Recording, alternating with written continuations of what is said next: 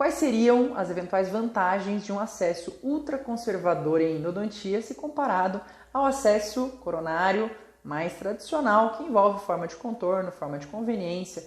Existe toda a remoção, preconizaram toda a remoção do teto da câmara pulpar para depois ser realizado, então, na sequência, o tratamento endodôntico, o preparo dos canais, a obturação e assim por diante, tá?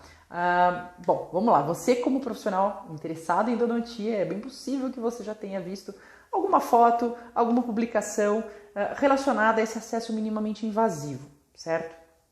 Que tem a proposta, então, de conservar mais estrutura dentária intacta e dessa forma aí pensando, hipotetizando a longo prazo que isso aumentaria a resistência daquele dente eventualmente à fratura, preservando então a longevidade desse elemento dentário, trabalhando nesse sentido. Muito bem. E teve uma publicação bastante interessante a respeito desse assunto, do International Endodontic Journal, agora de 2020, e que trouxe alguns questionamentos. É claro, existem os resultados desse estudo específico, mas a gente sabe que a gente não pode pegar um único estudo, simplesmente extrapolar o resultado dele para a clínica, mas claro, um estudo importantíssimo que traz realmente alguns questionamentos, alguns pontos importantes que você, como profissional, como clínico, deve pensar daí no momento em que você realmente estiver atendendo e tomando as suas decisões clínicas dentro do seu consultório, certo? Porque ali o único responsável pelo atendimento pelo paciente que está ali é você, certo? Muito bem.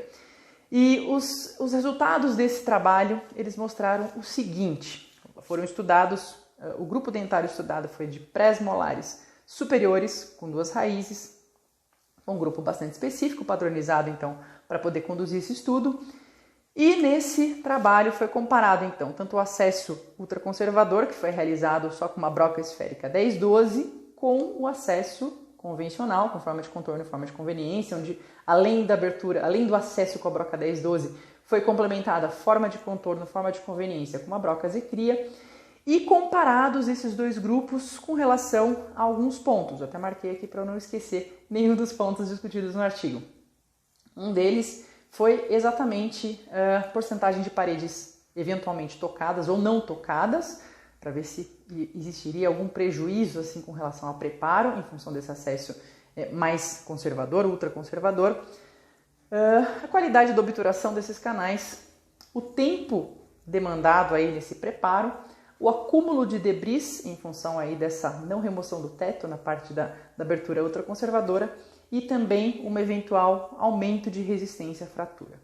E o que foi encontrado dentro do modelo usado nesse estudo, nesse trabalho, foi que não houve diferença, não houve uma vantagem, uma vantagem bastante explícita do acesso ultraconservador frente ao acesso mais tradicional, uma vez que esse acesso ultraconservador, dentro das condições desse trabalho, não apresentou um aumento da resistência à fratura nesse grupo dentário dentro das condições desse estudo, certo? E por outro lado, as diferenças que foram apresentadas foram com relação tanto ao tempo de tratamento, o tratamento que foi realizado nessas condições com acesso ultraconservador foi um tempo mais demorado para fazer todo o preparo da obturação dos canais, enquanto que no acesso coronário mais tradicional, mais convencional, esse tempo de tratamento ele foi mais rápido.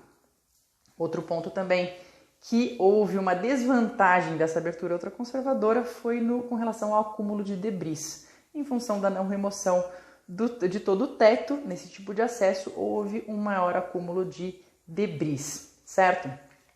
Então, claro, a gente está falando de um estudo pontual, mas isso deixa pra gente talvez não simplesmente os resultados desse trabalho especificamente, mas as questões que são levantadas nesse estudo durante a comparação, certo? Quando a gente pensa o quanto que clinicamente isso pode representar realmente num aumento a resistência à fratura e em detrimento do quê?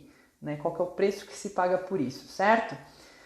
Então, antes de você simplesmente aderir, a gente está falando de um tópico aqui, mas isso vale para tudo, antes de você simplesmente, às vezes, aderir a alguma coisa que você viu num post, que você viu publicado aí nas redes sociais, você simplesmente busque uma informação mais segura, você busque sempre embasamento científico por trás daquilo que está sendo falado, que está sendo dito antes de abraçar a causa, porque a gente não pode simplesmente extrapolar aquilo que não tem um embasamento suficiente para você conduzir depois no seu consultório, porque você pode não estar ciente do quanto aquilo está custando, às vezes a médio prazo ou até mesmo a longo prazo. E lembre, dentro do seu consultório, você é o responsável por toda e qualquer decisão clínica que é tomada ali dentro, então busque sempre informação e você saiba da qualidade dessa informação que você está buscando.